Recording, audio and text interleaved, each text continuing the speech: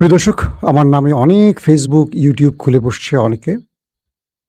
আপনারা আমাকে প্রতিনিয়ত নজরে আনছেন বিষয়গুলো। সবগুলো ফেক। ওপেন ভিউ টিভি নামে একটি ফেসবুক এবং ইউটিউব রয়েছে যেটা আমাদের ডকুমেন্টেশন প্রদর্শনের জন্য আছে, অর্থাৎ এক্সক্লুসিভ ভিডিওগুলো সাধারণত আমরা আরেকটা চ্যানেলে দেই, সেটার নাম হলো ওপেন ভিউ টিভি। এর বাইরে আমাদের আর কোনো ইউটিউব কিংবা ফেসবুক নেই। বাকি সবগুলো ফেক। হয়তো আপনি এখন যেটা দেখছেন, আধা ঘন্টা পরে দেখবেন কোনো ফেক চ্যানেলে।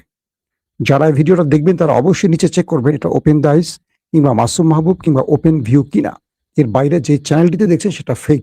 ফেক চ্যানেল এড়িয়ে চলার চেষ্টা করবেন। দর্শক, আসি আপনাদের জন্য মূল অনেকগুলো খবর আছে আজকে। আজকে আমি নতুন খবর দেওয়ার চেয়ে কয়েকটি খবরের বিশ্লেষণে যাব। ডোনাল্ড ট্রাম্প জেগে উঠেছেন ঘুম থেকে। আগে লাইভে বলেছিলাম তিনি ঘুমিয়ে পড়েছেন, এখন বলছি তিনি জেগে উঠেছেন। তো জেগে উঠে তিনি কি করলেন?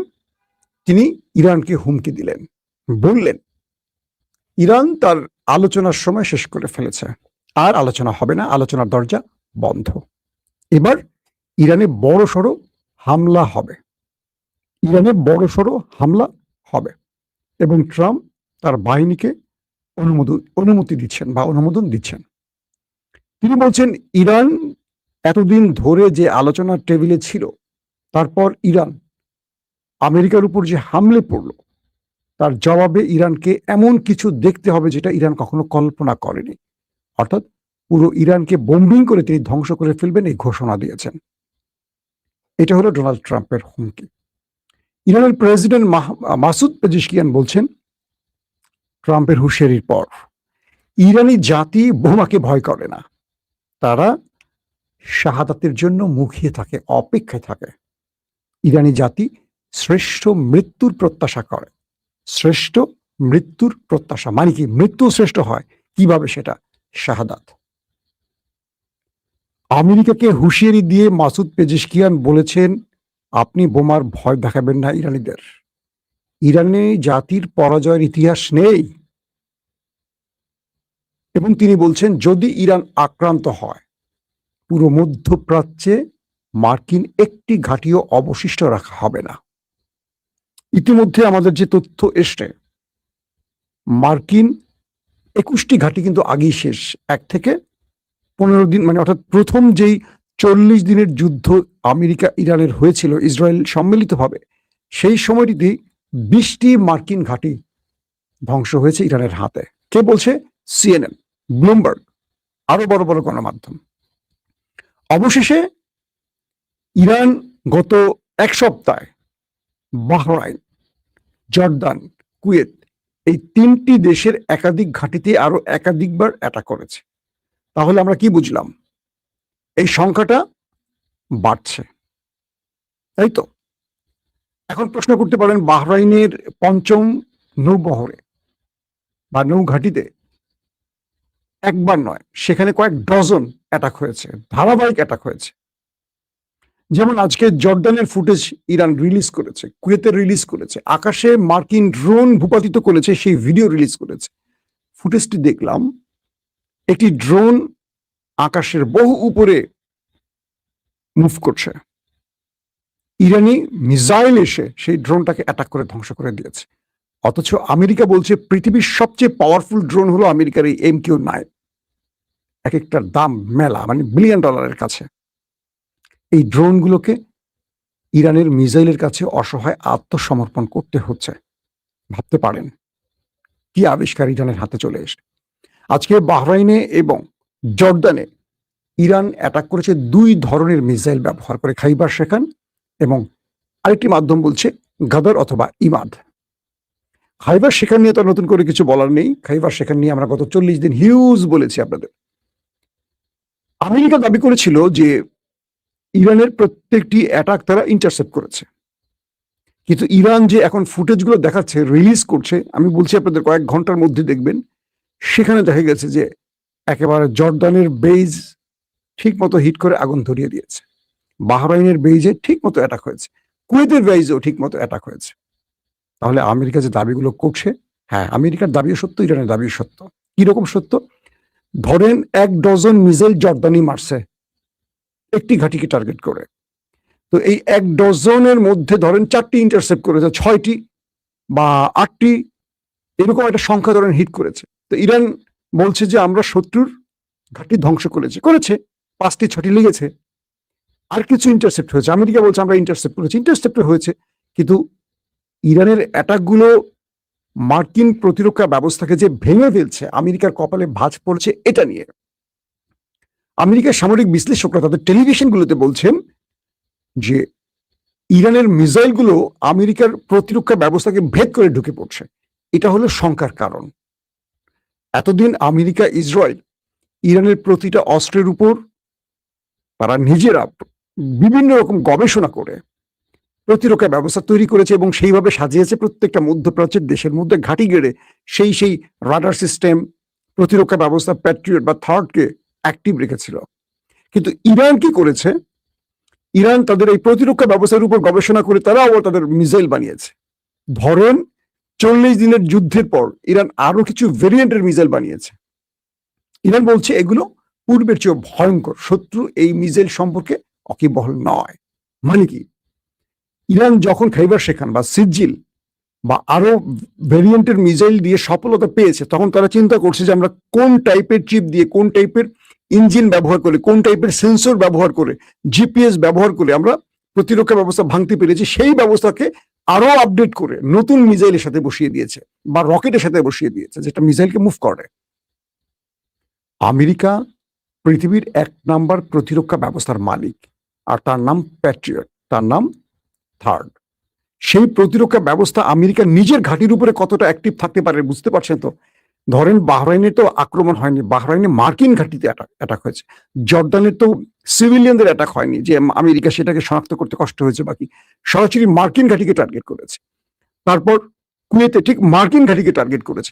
তো ইরানে যখন আমেরিকা অ্যাটাক চালিয়েছে, তখন আমেরিকার প্রত্যেকটা রাডার, প্রত্যেকটা প্রতিরক্ষা ব্যবস্থা অ্যাক্টিভ ছিল, একদম হাই রেঞ্জে অ্যাক্টিভ ছিল। সেই অ্যাক্টিভ থাকার মধ্যেই ইরান যখন অ্যাটাক চালিয়েছে, তখন প্রত্যেকটা অ্যাটাক গিয়ে শত্রুর বুকে লেগেছে, কিছু ইন্টারসেপ্ট হয়েছে। তো আমেরিকা এই টেনশনে আছে। আকাশে যখন আমেরিকা ড্রোনকে ভূপাতিত করে ফেলে, তখন ডোনাল্ড ট্রাম্প উচ্চস্বরে কি করে কথা বলে যে তিনি ইরানকে চুরমার করে দিবেন। সাম্প্রতিক সময়ে হরমুজে ইরান কয়েক বিলিয়ন ডলারের অস্ত্র হারিয়েছে, 35 ক্ষতিগ্রস্ত হয়েছে, ড্রোন ক্ষতিগ্রস্ত হয়েছে, রিফুয়েলিং ট্যাঙ্কার ধ্বংস হয়েছে, অ্যাপাচি ধ্বংস হলো।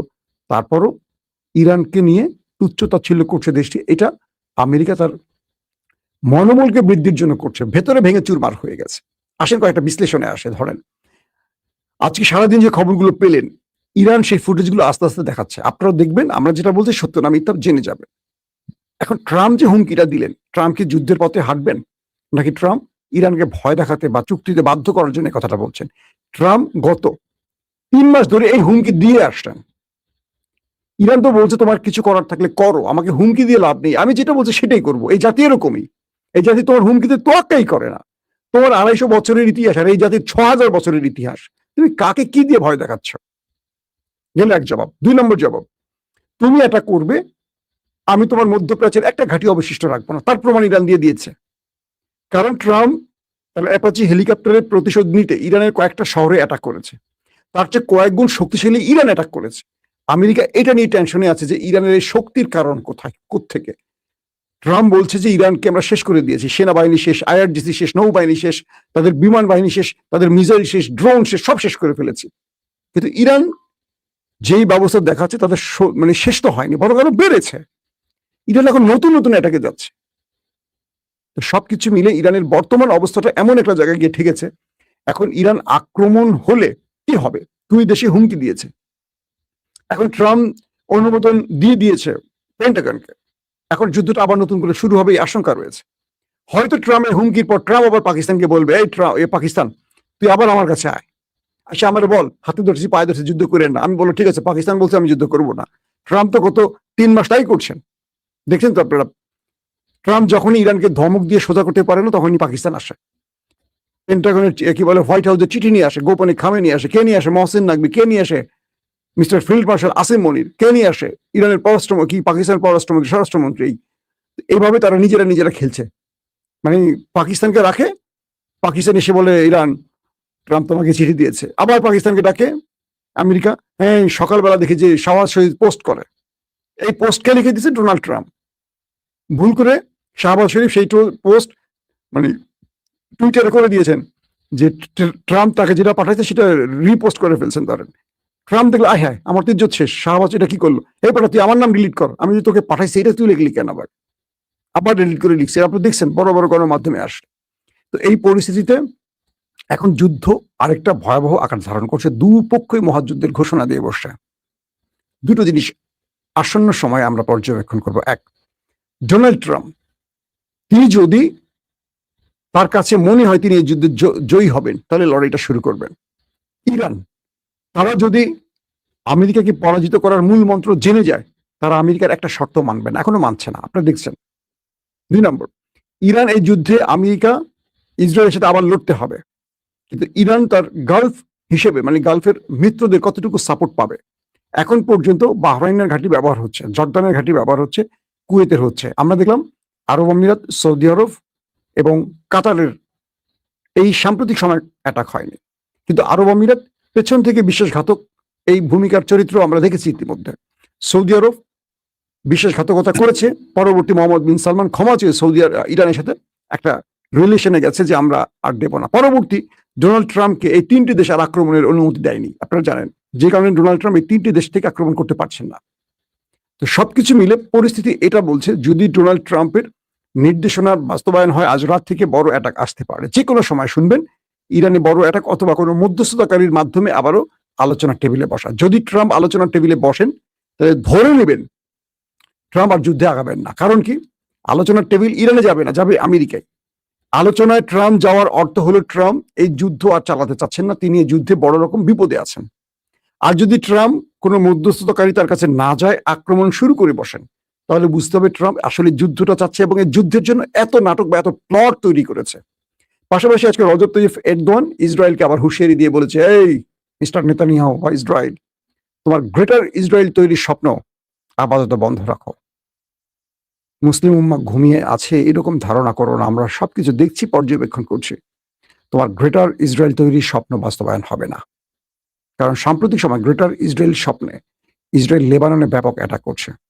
দৃশ্যপটে ইসরায়েলকে আমরা এখন দেখছি না সেইভাবে, আমেরিকাকে কি বলে তুরস্ককে দেখছি না, কিন্তু কিছু কিছু মাধ্যম, ইসরায়েলের গণমাধ্যমগুলো বলছে তুরস্ক পর্দার অন্তরালে খেলছে, তুরস্ক পর্দার অন্তরালে অনেককে সহযোগিতা করছে, যেহেতু ন্যাটোর দেশ তাই খুব কৌশল অবলম্বন করছে, এমন তথ্য ইসরায়েলি গণমাধ্যম বলছে। যাক, সেটা ইসরায়েল কি বলছে না বলছে সেটা পরের হিসাব। আসল কথা হলো এরদোয়ান আবারও মাঠে নামলেন, নেতানিয়াহুকে বলছেন তার গ্রেটার ইসরায়েল অর্থাৎ মুসলিম বিশ্বের অনেকগুলো দেশের মধ্যে তাদের সম্পদ বা তাদের ভূখণ্ড কেড়ে নিয়ে যে গ্রেটার ইসরায়েল তৈরির পরিকল্পনা, এটা বাস্তবায়ন হতে দেবেন না, এই ঘোষণা এরদোয়ানের মুখ থেকে আসছে। তার মানে আসন্ন লড়াই ইসরায়েলের সাথে তুরস্কের, এটা নেতানিয়াহু বলেছে, এরদোয়ানও বলছে। আর এরদোয়ান তাই তার শক্তিকে প্রস্তুত করছেন, তিনি শক্তির অপচয় না করে ইসরায়েলের বিরুদ্ধে লড়াইয়ের জন্য। এরদোয়ানের একটা বক্তব্য আমার ভালো লেগেছিল এর আগে। এরদোয়ান বলছিলেন তার কোন একটা প্রোগ্রামে যে তুরস্ক সাম্প্রতিক গত 20 বছরের একটা যুদ্ধে হারেনি, তুরস্ক সেই ফিল্ডে প্রবেশ করে যে ফিল্ড তার জন্য তৈরি করতে হয়। কথাটা ভালো করে বলছেন, অর্থাৎ আমেরিকা হেরেছে অনেক যুদ্ধে, রাশিয়াও হেরেছে, রাশিয়া এখনো ইউক্রেনে বিজয় পায়নি, ইরান হেরেছে সিরিয়া পয়েন্টে, তুরস্ক যে কটা পয়েন্টে ঢুকছে প্রত্যেকটা পয়েন্ট থেকে বিজয় নিয়ে আসছে। তো এরদোয়ান যে মাঠে নামেন, ইভেন সিরিয়ার মতো জায়গায় পৃথিবীর তাবৎ মোড়লরা, সিরিয়াতে কে ছিল, রাশিয়া ছিল, আমেরিকা ছিল, ইসরায়েল ছিল, ইরান ছিল, কতগুলো রাষ্ট্র জড়িয়ে গেছে, সেখান থেকে এক জোলানি বাহিনীর পক্ষ নিয়ে এই তুরস্ক সবগুলোর পিটিয়ে দেশ ছাড়া করে বিজয় এনে দিয়েছে। তো তুরস্ক নামবে মাঠে, তুরস্ক ইসরায়েলের বিরুদ্ধে নামবে, আজকে হোক আর কালকে হোক এরদোয়ানই নামবে বা এরদোয়ানের একিপি নামবে। বা তারা এমন ভাবে ফিল্ড তৈরি করছেন এই যুদ্ধ যেন তুরস্কের মানে কয়েক লক্ষ লোকের প্রাণ চলে না যায়, বা তুরস্কের যুদ্ধে দীর্ঘ সময় লড়াই করে দুর্বল হয়ে মরা বাঘের মতো পড়ে না থাকে, তুরস্ক যেন ওই দেশের বিরুদ্ধে বিজয় পায়, তার জন্য সকল প্লট তৈরি করছে। এটি হলো ইসরায়েলের বিভিন্ন গণমাধ্যমের দাবি। এবং সে কি বলছে ইসরায়েল, যে তুরস্ক চারদিক থেকে ইসরায়েলকে ঘিরে ফেলছে। কিভাবে? মিশরের সাথে সম্পর্ক ভালো ছিল না, ওই ব্রাদারহুডের মুরসির পতনের কারণে সিসির সাথে তুরস্কের সম্পর্ক ভালো ছিল না, মুরসির সাথে এখন সিসির সাথে রিলেশন হচ্ছে, লিবিয়ার সাথে হচ্ছে, লেবাননের সাথে হচ্ছে, ইরাকের সাথে হচ্ছে, প্রতিবেশী প্রত্যেকটি জর্ডানের সাথে হচ্ছে, প্রত্যেকটি দেশের সাথে তুরস্কের রিলেশন ভালো করছে, কারণ ওই দেশটির ঘাড় মটকে ধরার পরিকল্পনা নিয়ে। দর্শক, আজকের মতো শেষ করতে চাই। আপনাদের কোনো প্রশ্ন থাকলে অবশ্যই করবেন। আমি আপনাদের প্রশ্নের আলোকে অনেক উত্তর দিতে পছন্দ করি, কিন্তু আমি কাঙ্ক্ষিত প্রশ্নগুলো পাচ্ছি না, অথবা প্রশ্নগুলো চলে গেছে। লাইভ সেশনে সব একের পর এক প্রশ্ন আসে। তো আমরা চোখ রাখছি। যেকোনো বড় অঘটনে আমরা ওপেন দ্য আইজের পক্ষ থেকে সবার আগে আপনাদের সাথে আসবো। অনেকে আমাকে বলেন, ভাই ভিডিও দেখান না কেন? আমি বলছি আপনাদের, যারা শখ করে নতুন নতুন চ্যানেল করে ভিডিও দেখাচ্ছে, তারা বিপদে পড়বে। তারা হয়তো বুঝতেছে না শিরোনামের ওই ছবিটার জন্য কি। আমি আমার খুব কাছের ছোট ভাই জাহিদ ভাইকে বলি, আপনি যে থাম্বনেল গুলো বানাচ্ছেন একটু রিস্কি হচ্ছে। এরকম থাম্বনেল বানিয়ে আমি অনেক কিছু হারাইছি। আমি আর বলতে চাচ্ছি না এখানে। আমার ফেসবুকে নাই হয়ে গেছে। সবুজ বেল্টে কালেমা টালেমা লেখা, এগুলো খুব রিস্কি। সোশ্যাল মিডিয়া গুলো কাদের একটু বুঝবেন। আবেগে অনেক শব্দ বলা যাবে না, অনেক পিকচার থাম্বনেলে দেওয়া যাবে না, অনেক ভিডিও দেখানো যাবে না। এখন কিছু বলবে না, হয়তো মনে করছেন যে পার হয়ে গেছেন। না, 2 বছর পরেও ধরবে। আমার 5 বছর আগের ভিডিওর জন্য অনেক ঝামেলা হচ্ছে। প্রতিদিন অজস্র ভিডিও ডিলিট করতে হচ্ছে। তো এই বিষয়গুলো কমিউনিটি গাইডলাইন মেনে চলতে হয়। সোশ্যাল মিডিয়াতে অনেক নিয়ম আছে, তাই আমরা কোনো ভিডিও আপনাদের দেখাচ্ছি না। আমরা ইউটিউব এবং ফেসবুকের নিয়ম নীতি মেনেই ভিডিও করার চেষ্টা করছি। প্রত্যেকে ভালো থাকবেন। আল্লাহ হাফেজ। দর্শক, আজ 10ই জুন 2026, এই মুহূর্তে রাত 7:26। আমাদের আজকের পর্যালোচনার বিষয় হচ্ছে ইরানের পক্ষে 5টি দেশের 12 বাহিনীর যুদ্ধের প্ল্যান। অত্যন্ত বড় একটা পরিকল্পনা বা বড় খবর এই মুহূর্তে বলা যায়। আপনারা জানেন যে 37 বার একদম চুক্তির দ্বার প্রান্তে এসে মার্কিন যুক্তরাষ্ট্র উল্টে দিয়েছে সব আলোচনা সমঝোতা চুক্তি। যখনই চুক্তি একদম দ্বার প্রান্তে পৌঁছে যায়, তখনই ইউটার্ন করেন ডোনাল্ড ট্রাম্প। এখন এই পরিপ্রেক্ষিতে ইরানের তরফ থেকে মার্কিন যুক্তরাষ্ট্রকে একটা সতর্ক বার্তা পাঠানো হয়েছে। সেই সতর্ক বার্তায় বলা হয়েছে, ধৈর্যের বাঁধ ভাঙবেন না। আমরা ধৈর্য ধরছি, কিন্তু তা হয়তো খুব বেশি দিন করতে পারবো না বা ধৈর্য রাখতে পারবো না। ধৈর্যের বাঁধ ভেঙে গেলে আমরা যখন আক্রমণ শুরু করব, তখন সেখান থেকে আর ফিরে আসার কোনো সুযোগ নেই। তো প্রিয় দর্শক, আপনারা দেখতেই পাচ্ছেন যে পাকিস্তানের দুতিয়ালিতে দুই পক্ষের মধ্যে বেশ চমকপ্রদ এবং আশা জাগা নিয়ে আলোচনা হয়েছে। দফায় দফায় আলোচনা হয়েছে। দুই পক্ষ ছাড় দিয়েছে, বিশেষ করে ইরানের পক্ষ থেকে ব্যাপক ছাড়ও দেয়া হয়েছে। কিন্তু এখন পর্যন্ত এই যুদ্ধ বন্ধের বা যুদ্ধ বন্ধের চুক্তির কোনো আলোর মুখ দেখা যায়নি। তো যাই হোক প্রিয় দর্শক, এরকম পরিস্থিতিতে এই মুহূর্তে যেটা আমরা খবর পাচ্ছি যে ইরানের সকল প্রক্সি অ্যালাই একসাথে এখন মধ্যপ্রাচ্যে থাকা মার্কিন ঘাঁটিগুলোর সবশেষ চিহ্নকে মুছে দিতে আক্রমণ শুরু করবে। ইরানের তরফ থেকে বলা হচ্ছে, সময়ের ব্যাপার মাত্র। চাইলেই এই ইরানের চারপাশে ঘিরে থাকা 5টি প্রতিবেশী দেশ থেকে 1 ডজনেরও বেশি প্রক্সি অ্যালাই একসঙ্গে অ্যাটাক শুরু করে দেবে। প্রিয় দর্শক, চলুন আমরা বিস্তারিতভাবে এই পর্যালোচনার ভেতরে প্রবেশ করি। আপনাদের প্রশ্ন বা মতামত থাকলে ইউটিউবের কমেন্ট বক্সে লিখুন। দেখুন, ইরানের চারপাশ ঘিরে আছে ইরাক, সিরিয়া, লেবানন, বাহরাইন এবং ইয়েমেন। এই 5টি দেশে বেশ কটি গুরুত্বপূর্ণ সশস্ত্র গোষ্ঠী রয়েছে। তারা এখন একসঙ্গে ইরানের যুদ্ধে অংশগ্রহণ করতে চায়। তারা চাচ্ছে যে ইরানের নেতৃত্বে চতুর্মুখী হামলা চালানো হবে মধ্যপ্রাচ্যে থাকা মার্কিন ঘাঁটিগুলোতে। প্রয়োজনে ইসরায়েলেও তারা হামলা করবে। এর আগে কিন্তু এই ধরনের সব ফ্রন্ট থেকে ইরানের পক্ষে সহায়তা আসেনি। কিন্তু আমরা গত 2 দিন আগেই দেখলাম যে হিজবুল্লাহর পাশাপাশি হুথি প্রকাশ্যে ঘোষণা দিয়েছে যে আগামীতেও যদি ইসরায়েল এবং মার্কিন যুক্তরাষ্ট্র এই মধ্যপ্রাচ্যে, বিশেষ করে লেবাননে এবং ইরানে আগ্রাসন চালায়, তাহলে যৌথভাবে অ্যাটাক করা হবে। এটা খুবই গুরুত্বপূর্ণ একটা ব্যাপার। মানচিত্রে আপনারা দেখতে পাচ্ছেন গুরুত্বপূর্ণ এলাইগুলোর মধ্যে হিজবুল্লাহ, হামাস, হুথি, আল আশতার বাহিনী এবং অন্যান্য গ্রুপ রয়েছে। আমি ধারাবাহিকভাবে আলোচনা করব প্রিয় দর্শক। তো খুবই গুরুত্বপূর্ণ একটা ব্যাপার, যদি যৌথ অ্যাটাকে যায় ইরান, তাহলে ভয়াবহ পরিস্থিতির মুখে পড়বে মার্কিন যুক্তরাষ্ট্রের ঘাঁটিগুলো এবং ইসরায়েল। আপনারা জানেন যে আবেগের বশে নেতানিয়াহু নতুন যুদ্ধের ফ্রন্ট খুলতে চাইছেন। সেই যুদ্ধের নতুন ফ্রন্ট হচ্ছে তুরস্ক। ইতোমধ্যে তুরস্কের বিরুদ্ধে নানা ধরনের নিষেধাজ্ঞা এবং আগ্রাসন চালাবার জন্য ভ্লাদিমির পুতিন এবং ডোনাল্ড ট্রাম্পের কাছে সহায়তা চেয়েছেন নেতানিয়াহু। কিন্তু পুতিন নাকচ তো করে দেবেন আমরা জানি সবাই। ডোনাল্ড ট্রাম্পও নাকচ করে দিয়েছেন। তিনি বলেছেন, এরদোয়ান আমার বন্ধু আর তুরস্ক শক্তিশালী রাষ্ট্র। তাহলে ধীরে ধীরে নিঃসঙ্গ হতে যাচ্ছে ইসরায়েল। ডোনাল্ড ট্রাম্প একদিন আগেও ইসরায়েলকে সতর্ক করে বলেছেন যে এমন সময় আসবে যখন ইসরায়েলের পাশে আর কেউ থাকবে না। দেখুন, জেডি ভ্যান্স তিনি গতকালকে সংবাদ সম্মেলনে স্পষ্ট করেছেন, ইসরায়েল পক্ষে থাকুক বা না থাকুক, আমরা যুদ্ধবিরতিতে পৌঁছবই। আমরা যুদ্ধ বন্ধের জন্য সামগ্রিকভাবে কাজ করছি। এখন দেখুন, এই মন্তব্যটি আমরা যদি ধর্তব্যে নাও নিই, তবুও গুরুত্বপূর্ণ একটি কথা। কারণ আমরা সবসময় জানি যে মার্কিন যুক্তরাষ্ট্রকে বুদ্ধিবৃত্তিক, সমরাস্ত্র এবং অন্যান্য পরামর্শ দিয়ে পরিচালনা করে আসছে ইসরায়েল। কিন্তু এখন ডিপ স্টেটে একটা পরিবর্তন লক্ষ্য করা যাচ্ছে। স্বতন্ত্রভাবে মার্কিন যুক্তরাষ্ট্রের প্রশাসন সিদ্ধান্ত গ্রহণ করার একটা বিরল নজির দেখাতে যাচ্ছে। শেষ পর্যন্ত এটা আসলে সফলতায় গড়াবে কিনা তা আমরা জানি না, কিন্তু সেটাই দেখতে পাচ্ছি। যাই হোক প্রিয় দর্শক, আমি ধারাবাহিকভাবে আলোচনা করতে চাই। প্রথমেই আমি আসব বাহরাইনের আল আশতার গ্রুপ। এই গ্রুপগুলো সম্পর্কে আপনাদেরও জানা থাকা প্রয়োজন। আল আশতার ব্রিগেড বা এটাকে বলা হচ্ছে সারায়া আল আশতার। বাহরাইন ভিত্তিক একটি ইরান সমর্থিত শিয়া ইসলামী সংগঠন। মার্কিন যুক্তরাষ্ট্র কালো তালিকাভুক্ত করেছে। তারা এটাকে জঙ্গি সংগঠন বলছে। যদিও ইরানের পক্ষ থেকে বলা হচ্ছে এটি হচ্ছে স্বাধীনতাকামী বা মুক্তিকামী মানুষের একটি ব্রিগেড। ২০১৩ সালে প্রতিষ্ঠিত এই গোষ্ঠীটির প্রধান লক্ষ্য হল বাহরাইনের সুন্নি রাজতন্ত্রকে উৎখাত করা এবং ইসলামিক প্রজাতন্ত্র ইরানের আদর্শ অনুসরণ করা। গোষ্ঠীটি সম্পর্কে বেশ কিছু তথ্য পাওয়া যায়।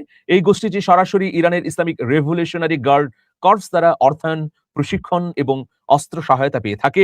তাদের মতাদর্শ খোমেনিবাদ দ্বারা প্রভাবিত বলেও নানা সূত্র থেকে বলা হচ্ছে। প্রিয় দর্শক, যুক্তরাষ্ট্র, যুক্তরাজ্য, সৌদি আরব, বাহরাইন এবং সংযুক্ত আরব আমিরাত সহ বিভিন্ন দেশ আল আশতার ব্রিগেডকে সন্ত্রাসী সংগঠন হিসেবে তালিকাভুক্ত করেছে। যাই হোক প্রিয় দর্শক, এখন আমরা ইরাকের দিকে নজর দিতে চাই। ইরাকেও ইরানের প্রক্সি অ্যালাই আছে, যারা ইতোমধ্যে পরিচিতি পেয়েছে তাদের নানা ধরনের কর্মকাণ্ডের কারণে। প্রিয় দর্শক, ইরাকে ইরানের অর্থায়ন, প্রশিক্ষণ এবং আদর্শিক সমর্থনে পরিচালিত একাধিক শিয়া সশস্ত্র বা মিলিশিয়া গোষ্ঠী রয়েছে, যা সামগ্রিকভাবে ইসলামিক রেজিস্ট্যান্স ইন ইরাক বা পপুলার মোবিলাইজেশন ফোর্সেস নামে পরিচিত।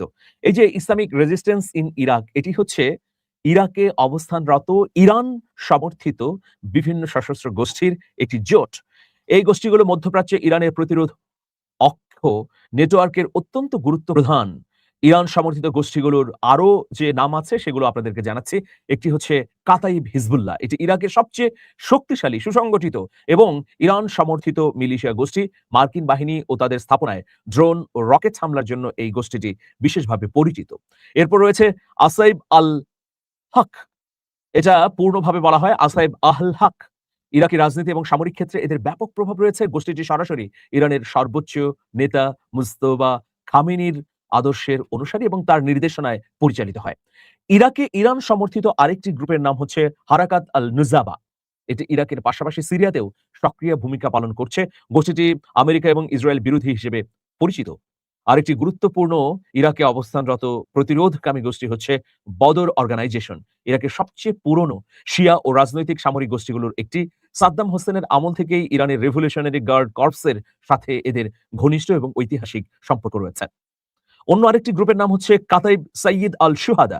এই গোষ্ঠীটি ইরাক ও সিরিয়ায় মার্কিন সামরিক ঘাঁটিতে হামলার সাথে যুক্ত। এদের শীর্ষ নেতাদের উপর যুক্তরাষ্ট্রের নিষেধাজ্ঞা রয়েছে। প্রিয় দর্শক, এখন ইরানের প্রসঙ্গ, এখন সিরিয়ার প্রসঙ্গ আসতে চাই। সিরিয়াতেও ইরানের বেশ কিছু গ্রুপ রয়েছে, তবে আসাদ সরকারের পতনের পর এই গ্রুপগুলো খানিকটা তোপের মুখে বা বিপদেও আছে। যাই হোক, তবুও বলা যায় সিরিয়ায় ইরান সমর্থিত যে গ্রুপগুলো আছে সেই গ্রুপগুলো যদি সিদ্ধান্ত গ্রহণ করে যে ইরানের নীতি অনুসরণ করে একই ফ্রন্টে একই সময়ে লড়াই করবে, তাহলে নিঃসন্দেহে ইরানের পক্ষে এটা বড় ব্যাপার হবে। সিরিয়ায় ইরানের ইসলামিক রেভলিউশনারি গার্ড কর্পস বা কুদস ফোর্সের অর্থায়ন এবং নির্দেশনায় একাধিক স্থানীয় ও বিদেশি সশস্ত্র গ্রুপ বা মিলিশিয়া সক্রিয় রয়েছে। এগুলোকে সিরিয়ায় অবস্থানরত ইরানের প্রতিরোধ অক্ষ হিসেবে বিবেচনা করা হয়। যেমন লিওয়া ফাতেমিউন, এটি সিরিয়ায় ইরানের অন্যতম প্রধান এবং বৃহৎ ফ্রন্ট লাইন। ইরানে বসবাসরত শিয়া মতাদর্শী আফগান শরণার্থীদের নিয়ে আইআরজিসি এই মিলিশিয়া গ্রুপ গঠন করেছে। এরপরে রয়েছে লিওয়া জয়নাবিউন, এই গোষ্ঠীটি মূলত পাকিস্তানি শিয়া যোদ্ধাদের সমন্বয়ে গঠিত। কুদস ফোর্সের অধীনে তারা সিরিয়ায় বিভিন্ন কৌশলগত অঞ্চলে যুদ্ধ পরিচালনা করে। এরপর রয়েছে লেবাননের হিজবুল্লাহ। আপনারা জানেন যে হিজবুল্লাহ খুব গুরুত্বপূর্ণ ভূমিকা পালন করছে ইরানের পক্ষে। এই সময়ে ইসরায়েলের আগ্রাসনকে রুখে দেবার জন্য। কিন্তু সিরিয়াতেও হিজবুল্লাহর একটা অংশ কাজ করছে। তারা নানাভাবে ইরান সমর্থিত গ্রুপগুলোকে সহায়তা করে। ইরাকি শিয়া মিলিশিয়া, ইরাক থেকে এসে সিরিয়ায় যুদ্ধ করা গ্রুপ হচ্ছে ইরাকি শিয়া মিলিশিয়া। আমি এর আগে এর নামগুলো বলেছি, প্রিয় দর্শক। এছাড়া লোকাল ডিফেন্স ফোর্সেস রয়েছে, ন্যাশনাল ডিফেন্স ফোর্সেস রয়েছে। যখন সেখানে আসাদ সরকার ছিল তখন এরা ঘনিষ্ঠ হয়েই কাজ করেছে। প্রিয় দর্শক, বর্তমান পরিস্থিতিতে মানে ২০২৪ সালের ডিসেম্বরে সিরিয়ায় বাশার আল আসাদ সরকারের পতনের পর এই অঞ্চলে ইরান সমর্থিত গ্রুপগুলোর অবস্থানে বড় পরিবর্তন এসেছে। আইআরজিসি তাদের অনেক যুদ্ধ প্রত্যাহার করে নিয়েছে এবং অনেক সামরিক ঘাঁটি এখন পরিত্যক্ত। তবে সিরিয়ান পপুলার রেজিস্ট্যান্স এবং ইসলামিক রেজিস্ট্যান্স ফ্রন্ট ইন সিরিয়ার মতো নতুন কিছু ইরান সমর্থিত গোষ্ঠী এবং অন্তর্বর্তীকালীন সরকার ও অন্যান্য শক্তির বিরুদ্ধে প্রতিরোধ চালিয়ে যাবার চেষ্টা করছে, প্রিয় দর্শক। তো এগুলো হচ্ছে অত্যন্ত গুরুত্বপূর্ণ বাহিনী, সিরিয়ায় অবস্থিত ইরান সমর্থিত কমান্ড গ্রুপ, প্রিয় দর্শক। আপনারা সবাই হুথি বাহিনীর কথা জানেন। বাহরাইনে হুথি বাহিনী খুবই শক্তিশালী অবস্থান তৈরি করেছে। দুঃখিত প্রিয় দর্শক, ইয়েমেনে হুথি বাহিনী খুবই শক্তিশালী এবং সুদৃঢ় অবস্থান তৈরি করেছে। এই হুথি বাহিনী ভূমধ্য সাগরে বা লোহিত সাগরে একটা দুর্দান্ত আধিপত্যও তৈরি করেছে। সেই জন্য এই কথাটা বারবার বলা হচ্ছিল যে ইরানের হরমুজ প্রণালীর পর হুথি বাহিনী যদি বাব আল মান্দেব প্রণালীতে একটা নিষেধাজ্ঞা দিয়ে দেয়, তাহলে প্রায় ৩৫% জ্বালানির সংকট তৈরি হবে পৃথিবীতে। কারণ হুথি বাহিনীর এমন সক্ষমতা রয়েছে, হরমুজ প্রণালীকে যেভাবে নিয়ন্ত্রণ করছে ইরান, একইভাবে ইয়েমেনের হুথি বাহিনীও সেই বাব আল মান্দেব প্রণালীকে নিয়ন্ত্রণ করার সক্ষমতা রাখে, প্রিয় দর্শক।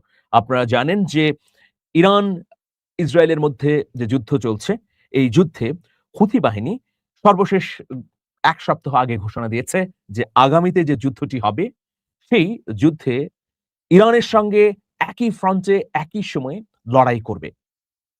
তো সেই জন্যে আমরা দেখতে পাচ্ছি যে হুথি বাহিনীর এই ঘোষণার পর মধ্যপ্রাচ্যে মার্কিন ঘাঁটিগুলোর অবস্থানগত প্রকৃতিতেও কিন্তু পরিবর্তন আনা হয়েছে। কারণ আপনি দেখুন যে হুথি বাহিনীর দারুণ সক্ষমতা রয়েছে। তারা একদিকে যেমন স্থলবাহিনী হিসেবে সফলতা দেখিয়েছে, অন্যদিকে তারা জলপথে এমন আক্রমণ শাণিত করেছে গত ১ বছর ধরে প্রায় ৭% বাণিজ্যিক জাহাজ চলাচল এই বাব আল মান্দেব, লোহিত সাগর এবং ভূমধ্য সাগর দিয়ে চলাচল বন্ধ করে দিয়েছে হুথি বাহিনীর ভয়ে। এবং অনেকে বলে থাকেন, অনেক বিশ্লেষক বলেন, বিশেষ করে পশ্চিমা বিশ্লেষকরা, যে হুথি বাহিনীর হাতে এখন চীন ও রাশিয়ার বিভিন্ন অত্যাধুনিক অস্ত্র রয়েছে।